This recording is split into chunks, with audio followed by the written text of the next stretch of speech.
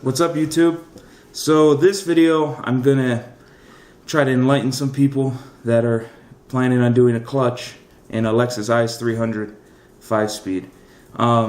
There's not a whole lot of people telling you tips and tricks. There's not half of the walkthroughs that I've seen online have been half-assed, incomplete. Even on the Lexus forum, a bunch of lazy bastards. They don't even put the entire how to remove this center console, right? They're like, oh, here, pull this, all the common stuff, right? And then they forget to explain and show you how to take off the actual folding armrest. So in this video, I'm going to go through and just explain to you the certain things you need to do to make your life easier, so you're not cussing like I was, trying to figure out what the hell's wrong, why is this shit not working. So let's get into this. So first things first, the center console has to come out, the shifter has to come out, okay? Don't think you're gonna pull this shit out without taking any of that apart. So you're gonna pop loose the ring around the shifter, that just pops straight up. Then there's gonna be 2 screws towards the front of the center console, 2 screws on the side by like where your knee is on each side.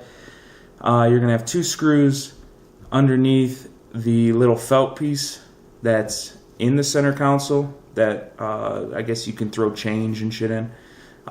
Then, which nobody tells you on any of the shit I could find online, there's the folding armrest and there's 2 little round caps. Pull the 2 little round caps off, right? You just pry them and they'll pop out. And then there's 2 12mm bolts under there, and then pop that out. Then the center console come out no problem, okay? Next thing you need to do is unbolt. There's 4 10mm bolts around the shifter weather stripping area where the boot is underneath. You just pull those, pull that off. Then there's going to be 4 10mm bolts on, or are they smaller? Anyways, 4 bolts on the actual shifter housing. You undo those 4 bolts, the shifter just pulls right out, no big deal. Underneath, the biggest issue I had underneath was the fucking tranny, no matter what, is going to hit the body of the car when you go to pull it out, okay? So, obviously you have to jack the front of the engine up, okay? On top of that, I had to loosen the 4 subframe bolts, okay? So there's the cross member that goes across under the engine, and there's 2 bolts on each side of the car.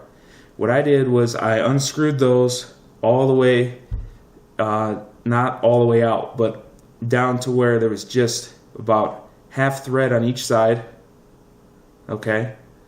And then that lowered the engine about half an inch at least. But before you do that, make sure you unscrew the steering shaft bolt, so you don't have all that pressure yanking on the steering shaft, okay? Be sure to do that first. So once you pull the steering shaft bolt out, which is only one, I think it's a 12, then that'll put less stress on the front. You're going to undo those 4 bolts.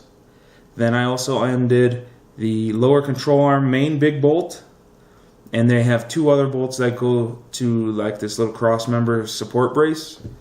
So there's the big one and 2 small ones, and on the other side a big one and 2 small ones where the control arm connects to the car. Should be pretty easy for you to see once you play this video while you're doing it. Start and stop this video however you need to just go through the stuff you're doing. Then you take a jack up the front of the motor.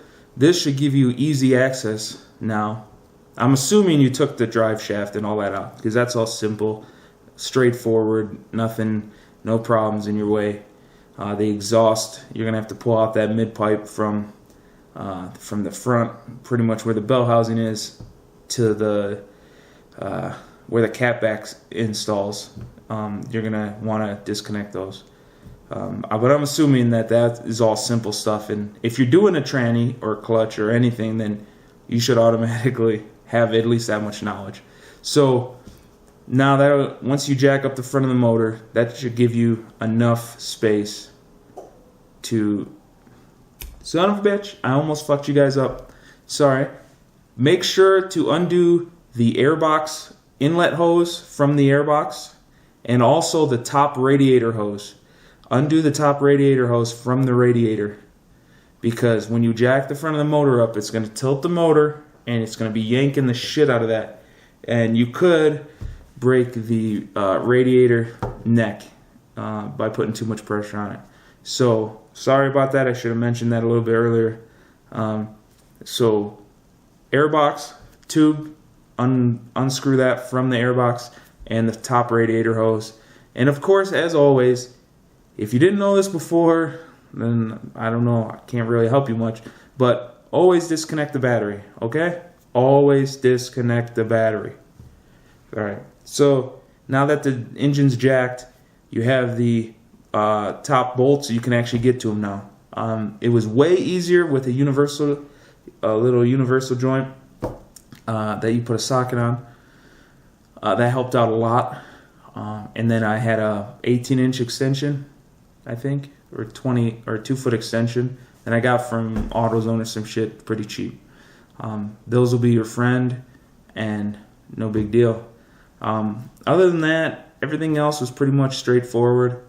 Just be sure when you put the clutch back in, the clutch tool, when you start tightening it, and the clutch, the friction disc is stuck in there, the tool that they use to center it should be super easy. You should be able to just tap it and bounce it in and out.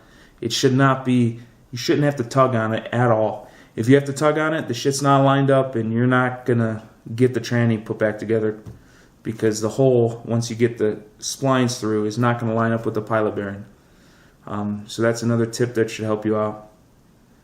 Other than that, I think those are probably the big things that I had to deal with. And since there's nobody on the internet that has anything about this fucking transmission, I decided to make a video because it pissed me off. Even though it's not even my car, I was just helping a buddy out, and I was looking for shit online, and pretty much Google's telling me to fuck myself. So hopefully this video helps. If there is something you have a question about, feel free to ask me in the comments below. I'll respond. If you ask me in the comments below, then other people can see, and if they had the same question, then they can see the answer already. So yeah, hopefully that can help you guys out. I do plan on doing more different cars. I got a Mini Cooper S coming up, Toyota Tacoma, Nissan Frontier, a bunch of different stuff going on, as well as the race car. I'll have some more videos in the next week or so. So till next time, subscribe, share, favorite, all that stuff, and wrench on.